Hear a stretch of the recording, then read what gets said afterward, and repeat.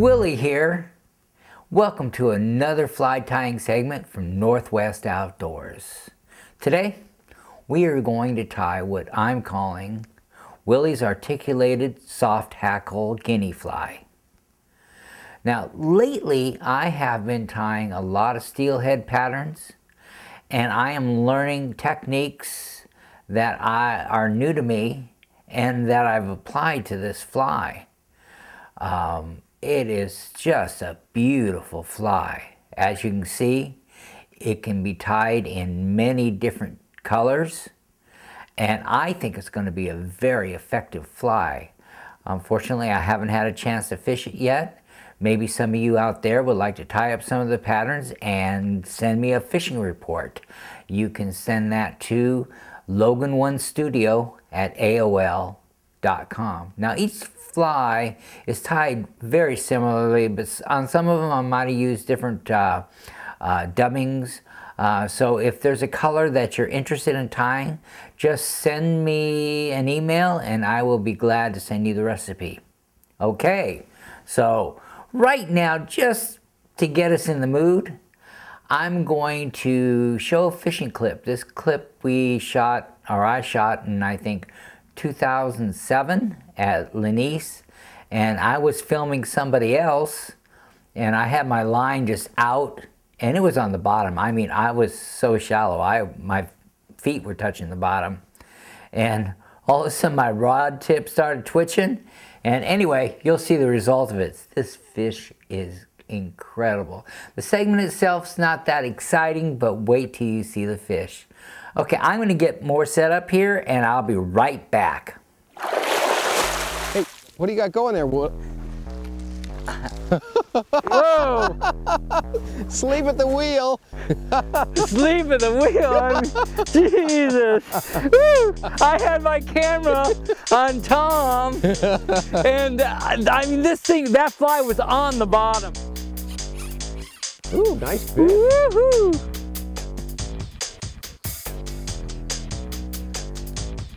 Oh, I love it. I love it. Like David says, gorgeous trout.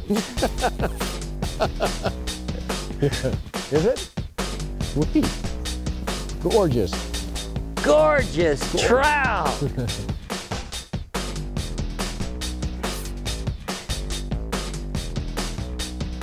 This is a beautiful trout, guys. Is it gorgeous? Gorgeous. Gorgeous.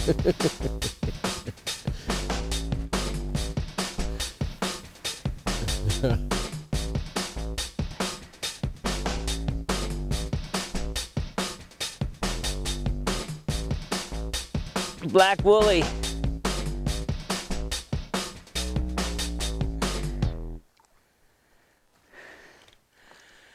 All right. Okay, so here we go, guys. Nope, he's upside down. Look at this fish. And that is an incredibly beautiful fish. Smile. This is beautiful. Look at that. Look at the jaws on that. Okay. Getting him back in the water. There he goes. Welcome back. What a fish. I've never caught a fish with a hook nose like that in a lake. It was pretty incredible to me. Anyway, the fly, it's going to be the claret-colored Guinea soft hackle. And this actually was the very first fly in the series that I tied. To start with, I'm going to put my new close-em-up glasses. My wife says I look very intelligent. What do you think? Anyway, to start with, I'm going to take a number 35 millimeter, I should say, not a number, but a 35 millimeter articulated shank. Now, the reason I decided to tie these articulated, how many times have you been fishing where you get short bit? Short bit all the time. So my thinking on this, which seems reasonably solid, is they're just taking a bite in the tail feathers of the fly. So I'm figuring if we put an articulated shank on it and extend that hook out just a little bit, that you'll get more catches. And then also you don't have to squish that fly up in such a small area as you would if you were just using a number 8 3X or so. So to start with, what I'm going to do is I'm going to take, let's get this over here so you can see it, my articulated shank, and I'm just going to bend this out because we want to get a bead on this hook. Slip the bead right over that. And then this does a couple things. Allows you to put the bead on, but then it gives you a way to put this in the vise so you can tie it. Now we'll be cutting this off at the end, once we're done tying the fly, but it's nice to have that on there right now. So the first thing I've got to do is I want to get my wire, and I just measure off 3.5, 4 inches. Get my cutters, and I'm going to cut it. Now instead of using the normal thickness of wire that you would if you were doing a steelhead fly, I've gotten 0.38 millimeters beading wire. You can get it from any craft store. It's basically the same plastic coated stainless steel wire that you would get if you were going to the fly fishing store to pick up wire for tying your steelhead articulated shanks. So I am going to get a number 8 trailing hook, and I'm going to string it right in here.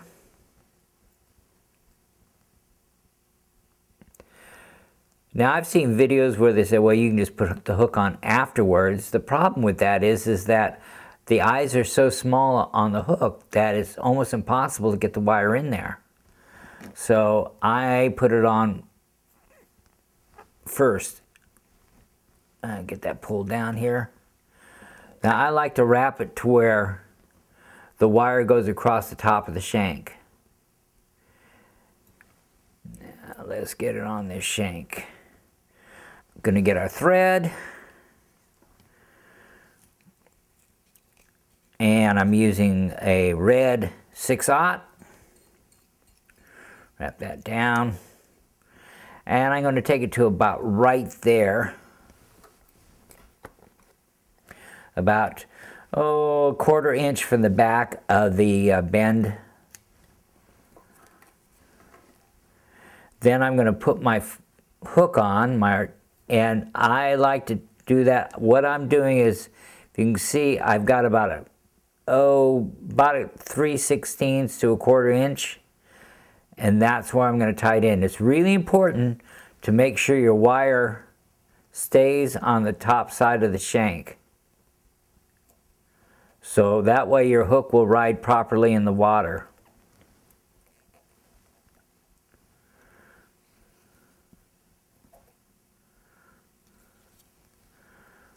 So I'm wrapping that up. Now in steelhead flies, you would take and fold this over. I don't want my body to be that thick, so I'm not going to fold it over. What I'm going to do is I'm going to take and snip that off. Then wrap it down. I'll tell you, if you get a trout that is strong enough to pull that wire out without breaking your line, that's one heck of a great story. Write me, I want to hear about it. Now once this is tied and we cut the shank, then you can bend this and lay it flat like it's supposed to be, and you'll be in good shape. Right now it's probably really good like this, because then it's not going to snag us too many times while we're tying the fly. So I've got, what do I have? Oh, I got hairline claret guinea feathers. these are pretty nice. I like to get one that's fairly long. This looks pretty good to me. Now what I do to get my tail section is I take and cut this marabou type material from the side. That way I know it's the right color. I haven't been able to find any marabou that is exactly the right color, and I don't know if it matters, but I've decided that it does. And so what I'm going to do is I'm going to take my scissors and I'm just going to cut right next to the shank of the feather.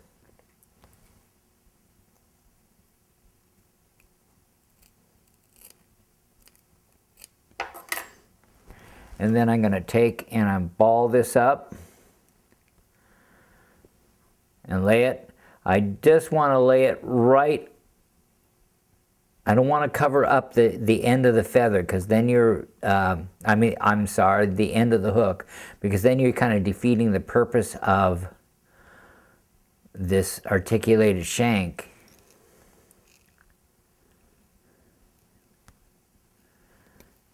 Okay, that's looking good. Now I want to trim some of this little stuff off here, because as I said, I want to kind of keep my body slim down and even though I will be using a dubbing, so that will certainly help with keeping the body even all the way, because you can put less dubbing over this part and more dubbing over the center part, the end part. Okay. So what I do now, I want to keep this looking like Guinea. So I'll take some of these feathers right here, I'll take a few of them, pull them off the shank, and then I'll go ahead and I'll lay them right on the side here,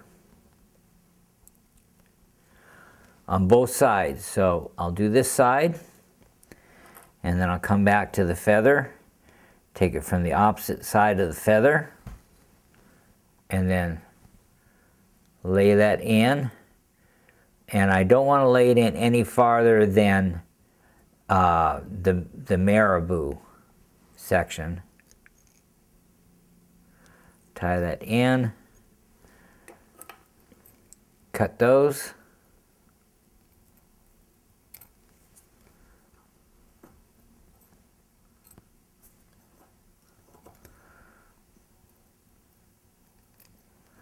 Trim that up. Now I'm going to take, first let me put a couple more wraps on here. I love this.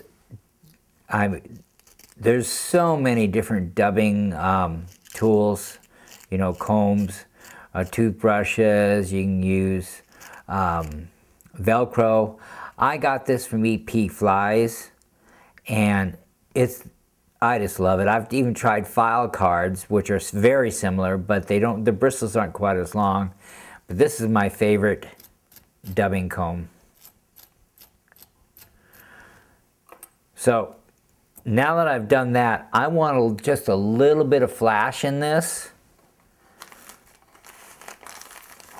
So I've got this burgundy angel hair, and I'm going to take just a few strands of this.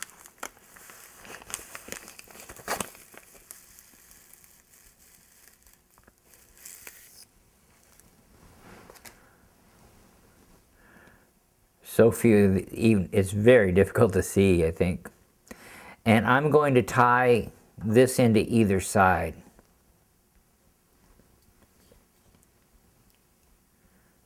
Don't worry about the length right now, because we're going to trim it off anyway.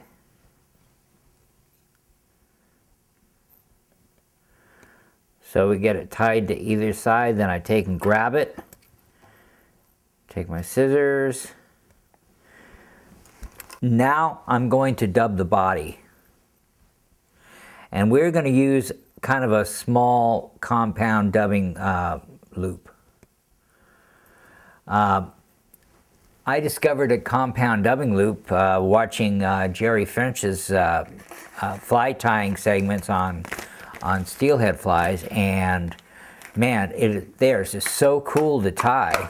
Clean it up a bit as I talk. Very cool. I suggest when you're learning how to tie them, gotta take this off, driving me crazy. I can see close, but man, everything else can't see very well. Anyway, so when you're tying them, start out with just doing a couple layers and then work up from there. But it's just an amazing way to do dubbing. Also, the thing about it is like, it's kind of the difference between a dubbing brush and straight dubbing. It's kind of that intermediate, because I can't make a dubbing brush that'll work for this particular fly and be as efficient as it is and to get the look I'm looking for. So I'm going to take, as you can see here, I have a paper and it's got marks on it. That's for the center line, and this kind of gives me an idea. That's about 3/4 inch. On this, I want the body to be about right around 1 inch. So I'm going to take, and my first color that I use is this red ice dub. Cool product. I haven't used it until I started doing steelhead flies. I hadn't used it that much. Now here's the secret right here, is you just want an ever small piece, ever so small. And then we're gonna put this, and we want to kind of center it on our center line.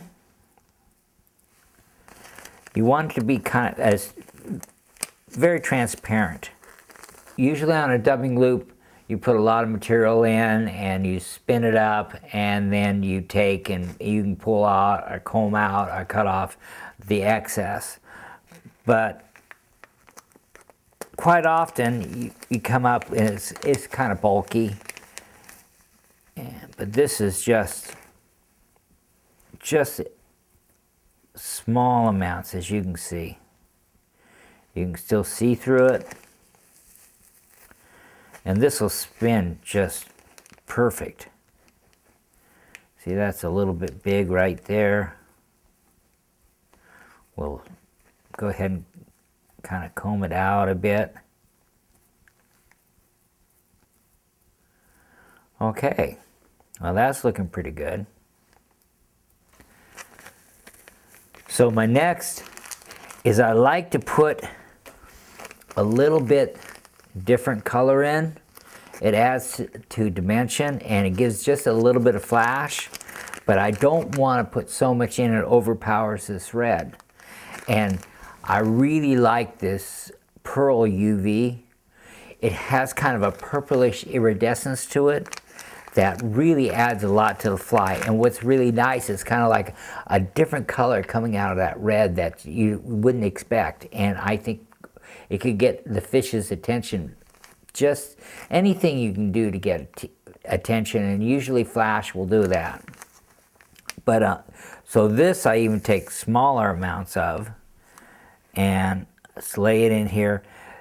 Now, like you do on a dubbing loop, you want to make sure that your fibers lay long, go this way.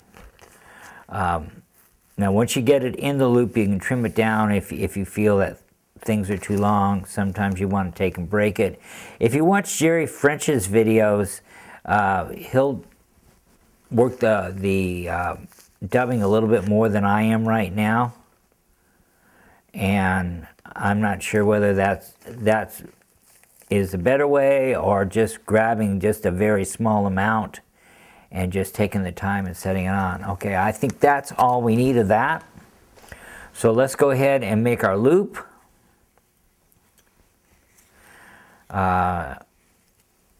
So we want to go and usually 4 to 5 inches is what I try to make it. Wrap it around.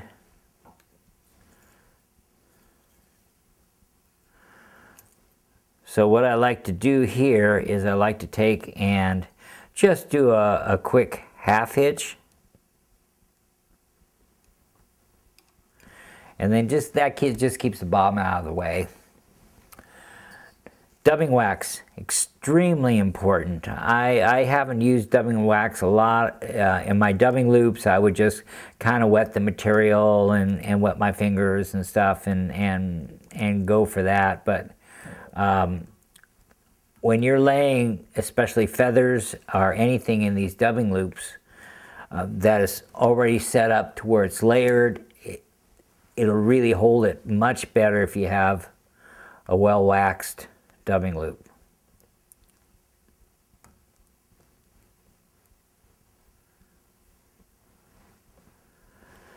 Perfect, perfect, perfect.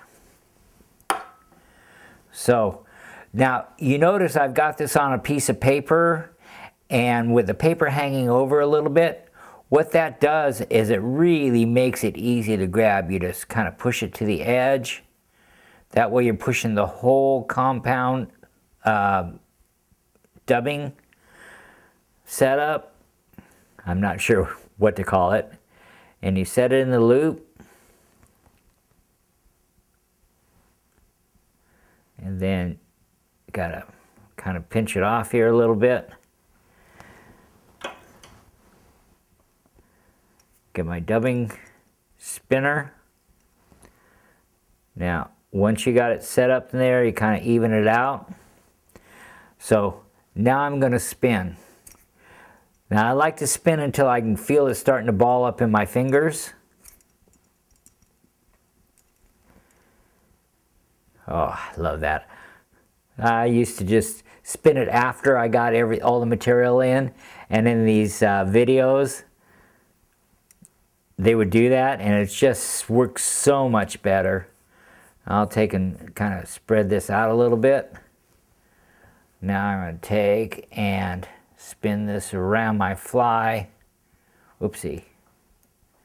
So I had it very thin at the top because I had that big old ball of where I tied everything in.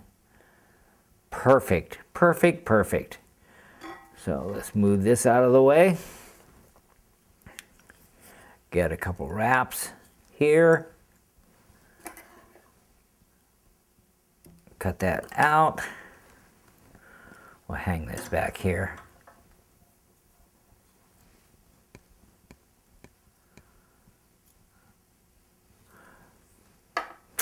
Take my dubbing brush and comb that out.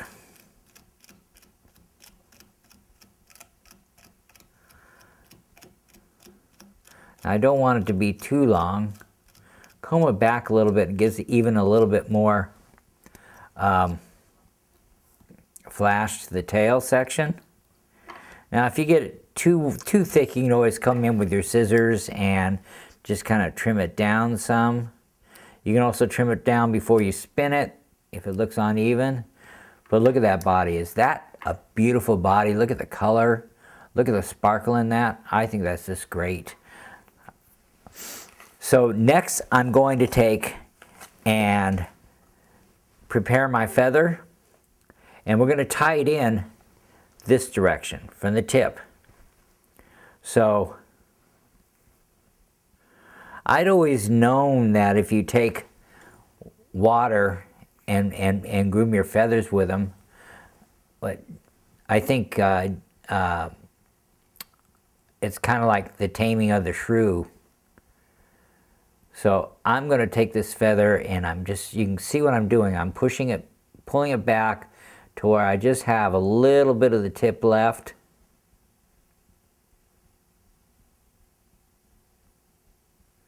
Now once I get that tip,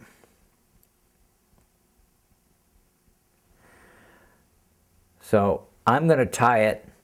I'm going to try to tie it right in this area right here. There, let me get a little bit better. There we go.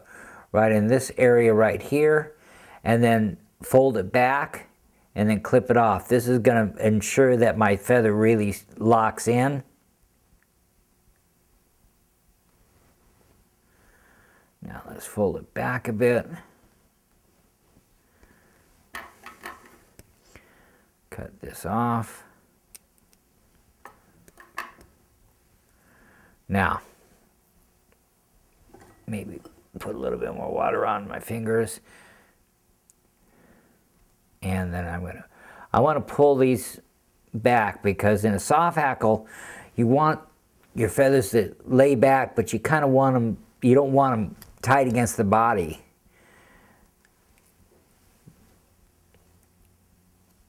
So, here we go.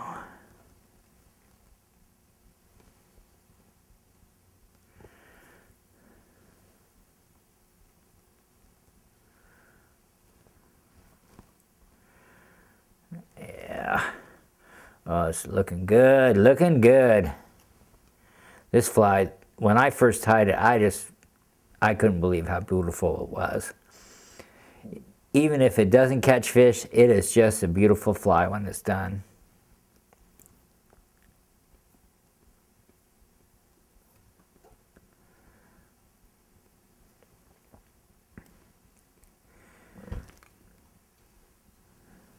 Alrighty. Oh, we're looking good. So for the last part of this fly, I've got some black ostrich herl.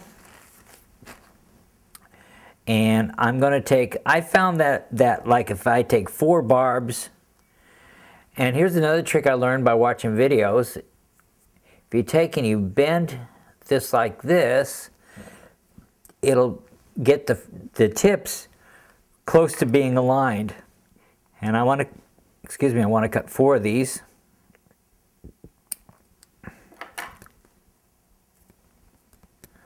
So there they are. They're pretty aligned. I'll put this down here. Now I want this to go just back, just beyond the hook a little bit. Just a little bit more of a tease. Do a soft loop. Get that in there, get them on top, tighten them down. Again, fold them back just a little bit. Do a turn.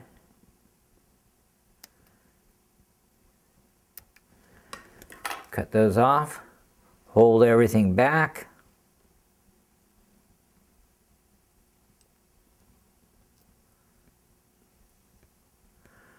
Kind of get that built in there very well. In all my fly tying videos, I have never, ever used a whip finish. I've always used half hitches. Now the only thing about a half hitch I didn't like is that it kind of left a tag. And so I got this whip finish, and I decided that I was going to go ahead and learn how to do whip finish, and I kind of like him converted. I really like the idea of a whip finish. You know, like earlier I did the half hitch. Well, that was just to get the thread out of the way. So let's see if I'm not really proficient at this so much yet. Sometimes I mess up. See, like right now we're over the edge. Oh, okay, let's do a couple rounds here. Got this.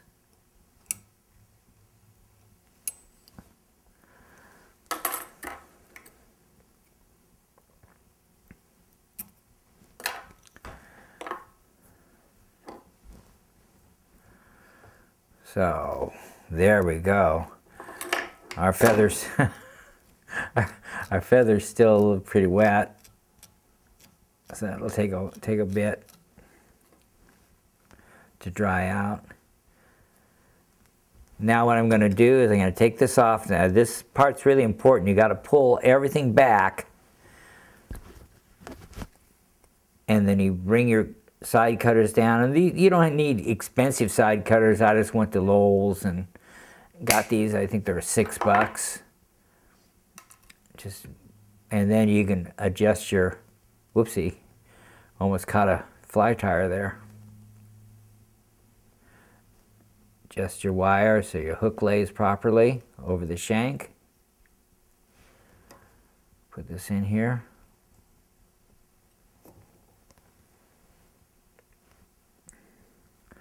Feathers are starting to dry out now.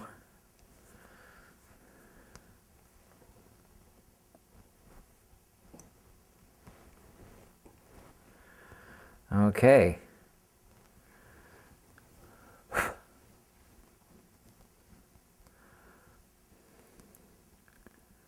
So there we are. So I think what I'm going to do is throw in another fly fishing segment, and I'll be right back to say goodbye. Oh, I'm on a fish. It's a double, David. It's a double. Whoa, whoa. And I have camera on nothing. Here you go. There's a little bit of David right there.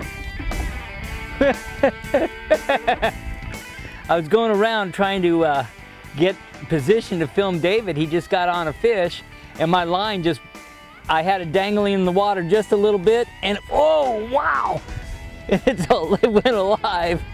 So we had our first bona fide double today. I love it. Whoa, whoa, whoa. This is a, you better get back to the fishing action. Pay attention to what I'm doing.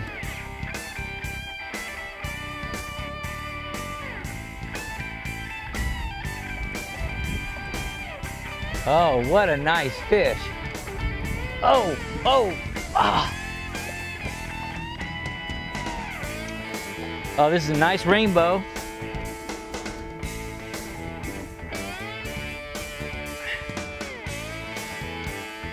Powerful, really, really, really, really powerful. Look at that. Isn't that a beautiful fish? Okay, let's get this in the net.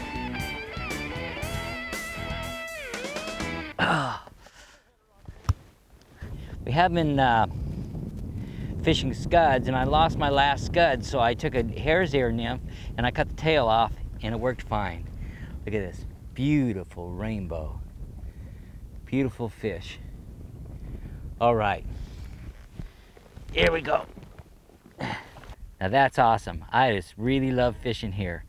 Do yourself a favor and come out to Lake Guinea. You won't regret it. Welcome back. I just want to take this time to thank all of you for supporting Northwest Outdoors.